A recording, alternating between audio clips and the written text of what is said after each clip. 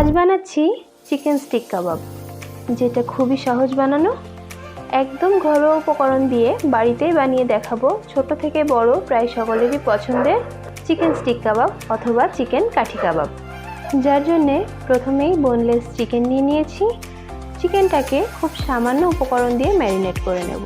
প্রথমেই দিয়ে দেব পরিমাণ মতো নুন, শুকনো লঙ্কার গুঁড়ো, ধনে গুঁড়ো, জিরে গুঁড়ো, গরম মশলা গুঁড়ো, টক দই আর দেব আদা রসুন বাটা।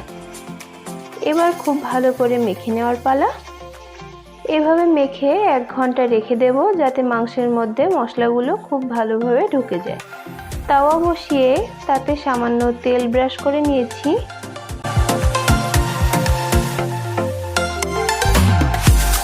এবার মেখে রাখা চিকেনের টুকরোগুলো একে একে দিয়ে দেব।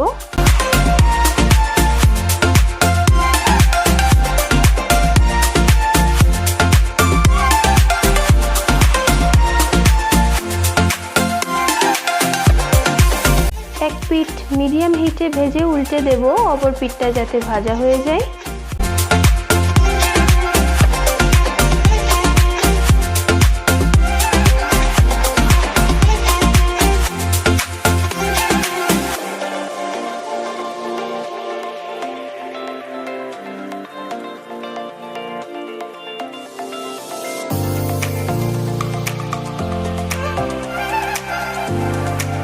একটু সময় নিয়ে ভাজতে হবে।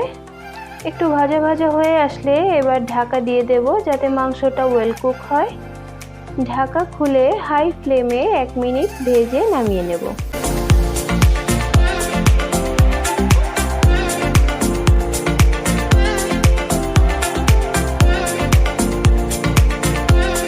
চিকেন ম্যারিনেট করা পাত্রটাতে যে মশলাটুকু লেগেছিল তার মধ্যে একটু জল দিয়ে পাতলা করে নিয়েছি।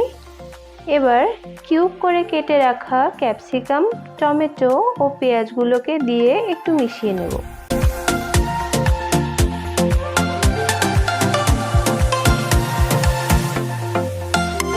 দেখুন, এই স্টিকের সাহায্যে এবার কাবাবগুলো বানিয়ে নেব। প্রথমেই আমি একটা পেঁয়াজের টুকরো, তারপর একটা ক্যাপসিকাম টুকরো, তারপর কয়েক খণ্ড চিকেন, এখানে আপনারা নিজেদের ইচ্ছে মতো চিকেন অ্যাড করতে পারবেন, 1 খণ্ড টমেটো, আবারও পেঁয়াজ, ক্যাপসিকাম, তারপর আবার চিকেন দিয়ে দিয়েছি।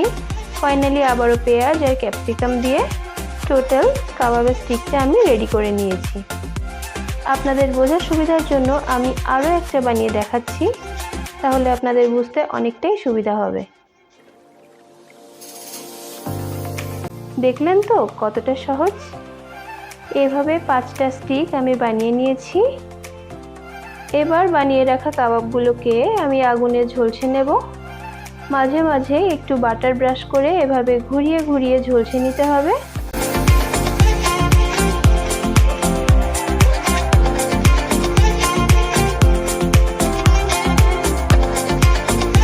পাঁচটা কাবাবের স্টিকই আমি সেম ওয়েতে ঝলসে নিয়েছি। ঝলসে নেওয়ার কারণেই কাবাবের সেই পোড়া পোড়া ফ্লেভারটা আসবে। পুরো প্রসেসটা ফলো করে অন্তত একবার বাড়িতে ট্রাই করুন, আশা করি সকলেরই পছন্দ হবে। এই কাবাবটা আপনারা সস দিয়েও খেতে পারবেন অথবা সস ছাড়াও খেতে পারবেন। আমার ভিডিও যদি আপনাদের ভালো লেগে থাকে তাহলে আমার চ্যানেলটিকে অবশ্যই ফলো করে নেবেন। আজ এ পর্যন্ত, দেখা হচ্ছে আপনাদের সাথে নেক্সট ভিডিওতে। ততক্ষণ সবাই ভালো থাকবেন।